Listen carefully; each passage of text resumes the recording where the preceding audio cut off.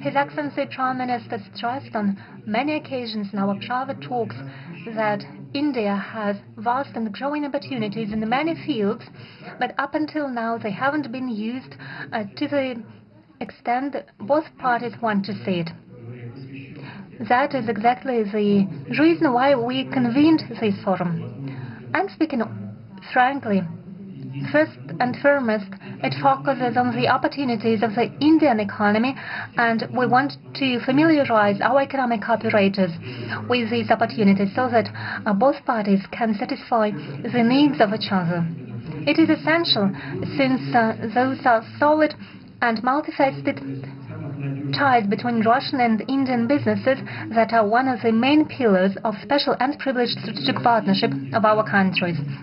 Indeed, Russia and India are long-time trade partners. Trade volumes are growing at a sustainable pace, and over the past 3 years we saw a record increase of up to 80%. As a result, last year the Russian-Indian trade volume reached $64 billion. At the same time, it's obvious that there are vast opportunities for further increase of bilateral trade and investment. Russia and India have big consumer markets and an impressive economic, technological and resource potential.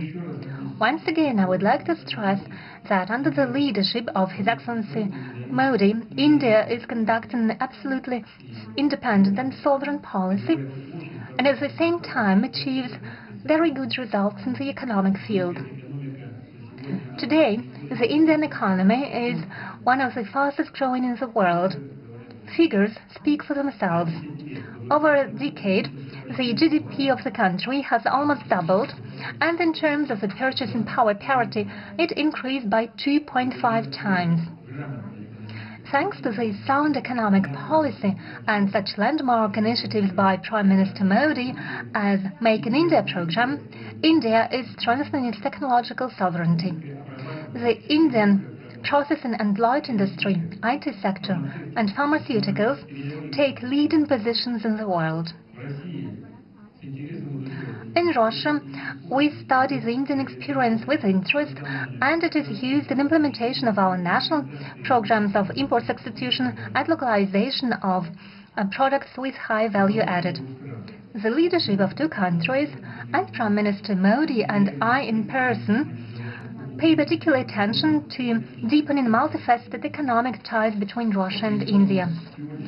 Following today's negotiations, we adopted the program for the development of Russian and Indian economic cooperation. This comprehensive document aims at making sure that we can achieve the goal Mr. Modi and I set for ourselves, so that we can increase the trade volume by 2030 to $100 billion. It requires most active efforts of business communities from both countries, aimed at further expanding and diversification of trade volumes and building balanced structure of reciprocal trade.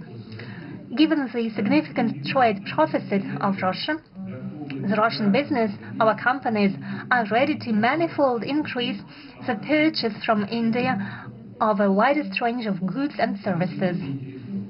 We are interested in it, dear friends, because it makes our economy more resilient.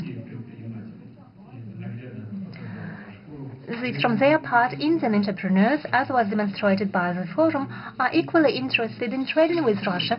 They have something to offer, so the synergy is obvious. So it would only be logical that projects contributing to greater supplies of Indian products to Russia receive priority attention in implementation of the new export support program recently adopted by the government of Mr. Modi. From my part, I would like to assure the business circles that all useful initiatives aimed at development of mutual economic exchanges will be further supported by Russian ministries and authorities. No doubt, the key role in creating conditions for a truly free trade between our countries is played by the Intergovernmental Commission.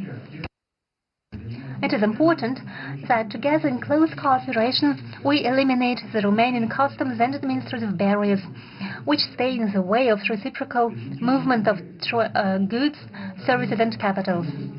In this regard, a strong impetus, as it seems, could be given by rapid signature of a preferential trade agreement between India and the Eurasian Economic Union. Free trade is unthinkable without a resilient system of bilateral settlements and reliable payment and insurance mechanisms. Tangible advantages are offered by the use of national currencies. It makes it possible to ensure uninterrupted financial transactions regardless of external developments. And obviously, accessibility of transport and logistics communications plays a crucial role. A lot is already being done in this regard. Implementation of the project to create the corridor south-north from Russia and Belarus to the Indian Ocean is ongoing.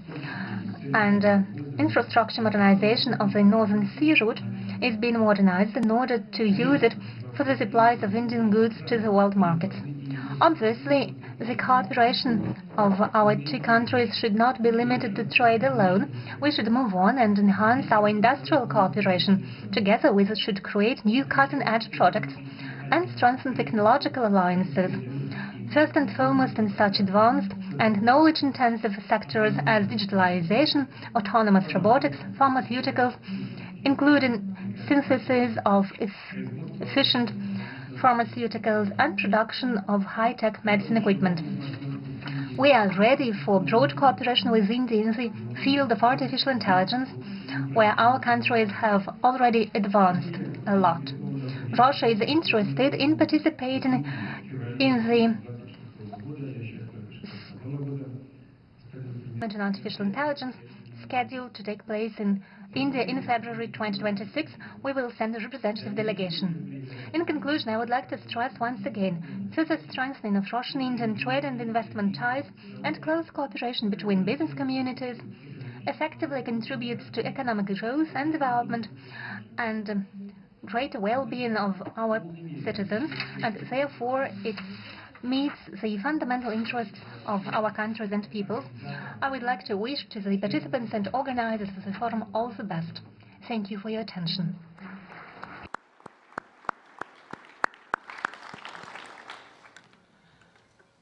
Thank you, Excellency, for sharing your vision on the immense potential of bilateral trade. Excellencies, now I respectfully invite Honorable Prime Minister of India,